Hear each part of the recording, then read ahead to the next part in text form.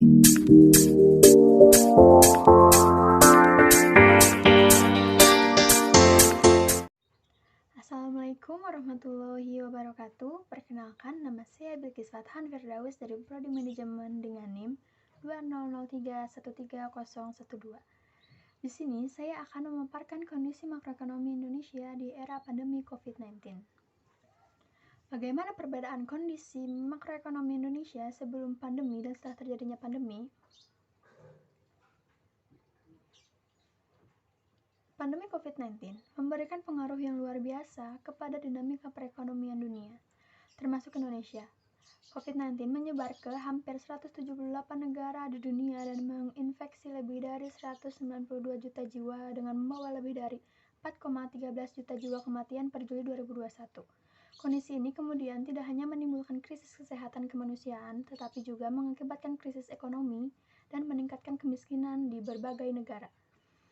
COVID-19 juga memberikan tekanan kuat kepada perekonomian Indonesia dengan sumber gejolak yang belum pernah dialami sebelumnya. Sebagaimana kondisi dunia, gejolak bersumber dari permasalahan kesehatan dan kemanusiaan yang kemudian merambat ke permasalahan ekonomi. Respon pemerintah untuk mengurangi penyebaran COVID-19 melalui PSBB tidak dapat dihindari menurunkan kinerja perekonomian. Kebijakan untuk mengatasi penyebaran COVID-19 telah mengurangi mobilitas manusia serta aktivitas barang dan jasa, konsumsi, investasi, transportasi, pariwisata, produksi, dan keyakinan pelaku ekonomi menurun signifikan yang pada akhirnya membuat pertumbuhan ekonomi turun dengan tajam. Inflasi indeks harga konsumen atau IHK tercatat rendah sejalan permintaan domestik yang lemah dan pasokan yang terjaga. Risiko terhadap gangguan sisi produksi dan distribusi tidak hanya mengemuka inflasi IHK pada Mei 2021 tercatat 0,3% year on year menurun tajam dari 2,96 year on year di Februari 2020 sebelum merebaknya COVID-19. Inflasi ini dipengaruhi oleh pemerintah domestik yang lemah dan harga komoditas global yang turun dan pass-through nilai tukar yang terbatas serta ekspektasi inflasi pelaku ekonomi yang terkendali. Inflasi kelompok Volatile Food tercatat rendah, didorong permintaan yang lemah dan pasokan yang memadai. Inflasi kelompok Administ Price juga melambat dipengaruhi mobilitas dan permintaan yang menurun. Sebelum pandemi pun, perekonomian nasional masih cukup baik dilihat dari indeks harga saham gabungan pada awal Januari yang sempat menyentuh angka 6.300.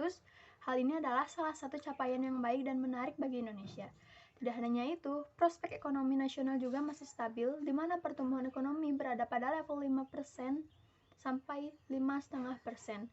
Kemudian, regulasi yang dibuat oleh pemerintah, kondisi rupiah yang cenderungnya lebih stabil dan cadangan devisa kita yang bagus menjadi daya tarik bagi investor untuk berinvestasi di Indonesia.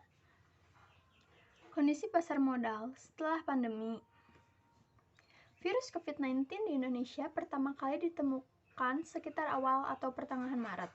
Setelah virus ini ditemukan, tren IHSG menjadi menurun karena pada saat itu muncul isu-isu mengenai COVID-19 yang mulai meluas dari Wuhan ke Jepang, Korea, dan negara Singapura yang paling dekat dengan Indonesia.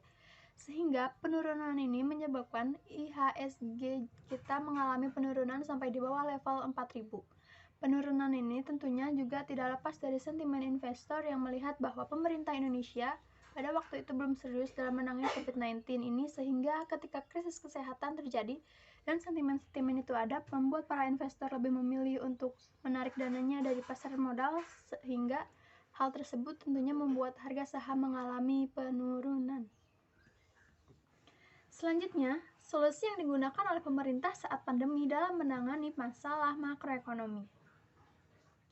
Yang pertama, mengedepankan kebijakan terkait penanganan penyebaran virus COVID-19.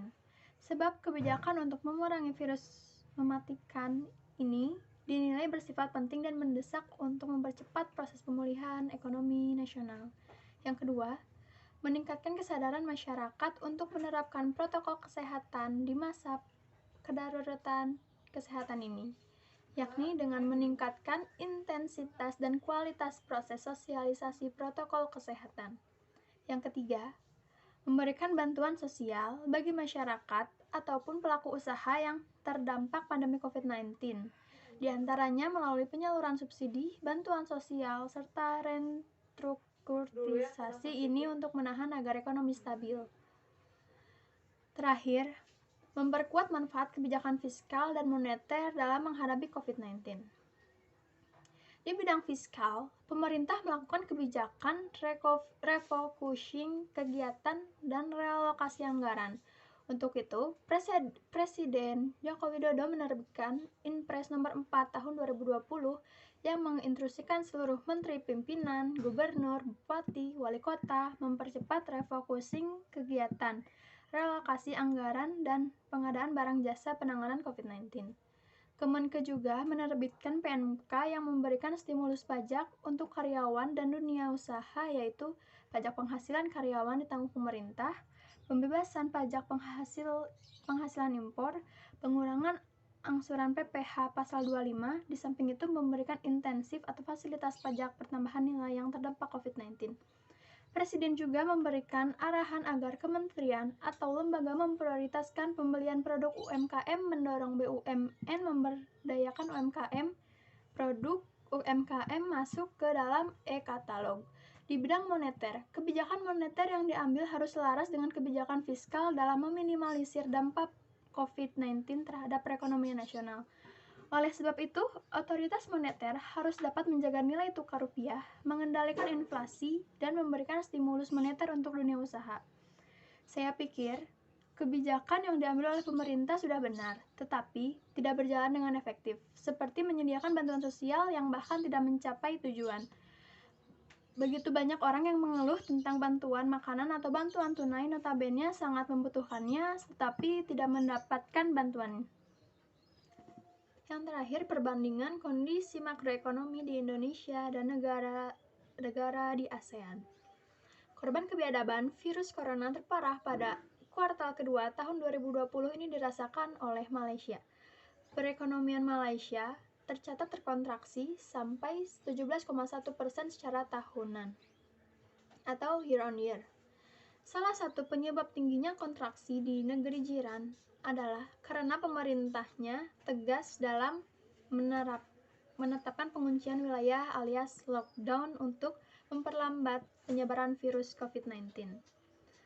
Tercatat angka konsumsi rumah tangga merosot hingga 18,5%, sementara investasi turun 28,9%. Selain itu, harga komoditas crude palm oil atau CPO yang menjadi salah satu unggulan ekspor tetangga Indonesia ini juga tertekan akibat turunnya permintaan pasca digerogoti virus corona. Tercatat selama tahunan berjalan harga kontrak berjangka CPO masih terkontraksi 10,07%. Sebenarnya sudah jauh lebih baik, sebab sebelumnya CPO sempat terkontraksi sampai 36,30% April silam. Di posisi kedua dan ketiga terdapat negara Filipina yang terkontraksi 16,5% year on year dan Thailand yang menurut konsensus akan terkontraksi 13,3% year on year. Kedua negara ini mengandalkan pariwisata sebagai salah satu komponen utama GDP negara masing-masing. Setelah diserang pandemi COVID-19, praktis jumlah turis asing maupun lokal yang datang ke kedua negara tersebut turun sangat drastis. Tercatat sektor pariwisata di Thailand memegang andil sebanyak 21,6% dari produk domestik bruto Thailand. Pariwisata di Thailand sendiri mayoritas disuplai oleh turis dari Cina yang sekarang sudah turun mendekati nol karena pandemi virus COVID-19 ini. Selanjutnya, perekonomian Singapura juga terkontraksi gede-gedean, yakni 12,6% year on year. Seperti diketahui, perekonomian negara Singa disokong oleh global trade, sehingga dalam kondisi seperti ini, praktis tetangga yang satu ini menjadi tidak berdaya. Apabila melihat kengerian negara tetangga yang ekonomi terkontraksi sampai belasan persen, sebenarnya Indonesia cukup beruntung karena ekonominya hanya terkontraksi 5,3% year on year, akan tetapi ternyata ada negara lain yang berhasil lolos dari jurang resesi baik teknikal maupun resesi sesungguhnya. Bahkan ekonominya berhasil tumbuh di tengah pandemi. Yang terakhir adalah negara Vietnam yang berhasil mengalami bertahan dari pandemi pada tahun 2020. PDB negara tersebut di kuartal 2 2020 masih mampu tumbuh 0,36% year on year, walaupun memang menurut Bank Dunia pertumbuhan tersebut yang terburuk sejak 35 tahun terakhir. Sekian dari saya. Wassalamualaikum warahmatullahi wabarakatuh. Terima kasih.